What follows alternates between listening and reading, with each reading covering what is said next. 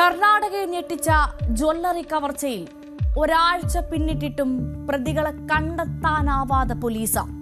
Case അന്വേഷണത്തിന് മേൽനോട്ടം വഹിച്ചിരുന്ന Mysuru SP വിഷ്ണുവർദ്ധനെ സ്ഥലം മാറ്റിയ നടപടിയിൽ ദുരൂഹത ഏറുന്നു.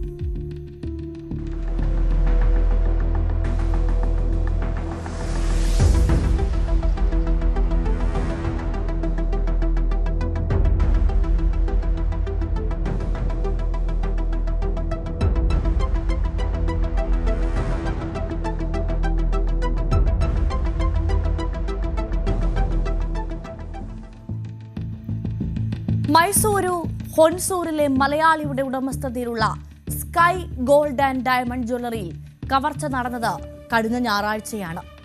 തോക്ക് ചൂണ്ടി 10 കോടി വില വരുന്ന സ്വർണ്ണാഭരണങ്ങളാണ് കവർച്ച ചെയ്തത്. പട്ടാപ്പകൽ ഇത്ര വലിയ കവർച്ച നടത്തിയിട്ടും പ്രതികളെ പിടിക്കാൻ പോലീസിന് കഴിയാത്തത് എന്തുകൊണ്ട്? കഴിയാത്തതോ അതോ അതിന് മനഃപൂർവ്വം ശ്രമിക്കാത്തതാണോ?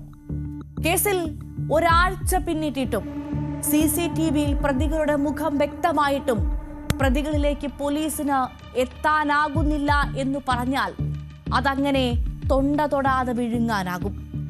ഉച്ചയ്ക്ക് 2 മണിക്കാണ് നാടിനെ ഞെട്ടിച്ച ഈ കവർച്ച നടന്നത് എന്നതാണ് ശ്രദ്ധേയം. 8 മിനിറ്റ് കൊണ്ട് സംഘം 8.5 കിലോ സ്വർണ്ണ വജ്രാഭരണങ്ങളാണ് കവർന്നത്. 10 കോടിയോളം രൂപ വിലമതിക്കുന്ന സ്വർണ്ണാഭരണങ്ങൾ കവർച്ച ചെയ്തു എന്നാണ് FIR. കവർച്ച തടയാൻ ശ്രമിച്ച ജീവനക്കാർക്ക് നേരെ സംഘം 2 തവണ വെടിയുതിർക്കുകയും ചെയ്തു.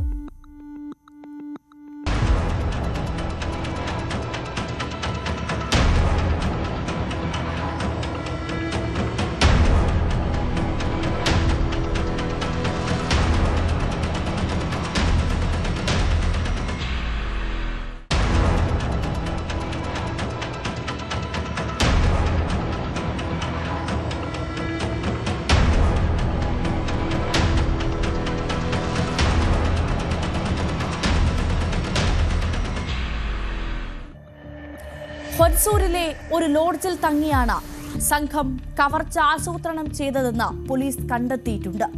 കവർച്ചയ്ക്ക് ശേഷം സംഘം എങ്ങോട്ട് പോയി എന്നതിൽ ഒരു വ്യക്തതയുമില്ല. പ്രതികൾ ബൈക്കിലാണ് കവർച്ച നടത്താൻ എത്തിയത്.